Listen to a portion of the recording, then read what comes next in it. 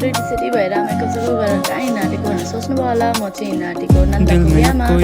यहाँनिर मेरो outfit check नै परे है अन्त यहाँ बुढालाई भेट गर्दा गर्दा अल्छी लागेर चाहिँ बल्ल तल्ल आउनुभयो सनग्लासेस लगाएको हामी तिनजनाले नै अनि हामी चाहिँ निस्किँदैछ बिहाको लागि यहाँ चाहिँ मैले मेरो बहिनीलाई पनि बोलाएको थिएँ सजिलो हुन्छ त्यही भएर यहाँनिर यस्तो दामी वेदर थियो होइन अनि हामीले अलिकति हल्का रिल्स बनायो उसको छेउमा थियो यहाँ आउँदा आउँदा नानी सुत्हाल्यो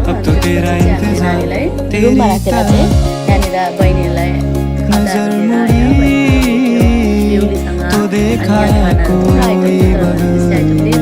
ऊ चाहिँ एकदम लजाउनु हुँदैछ त्यहाँनिर हो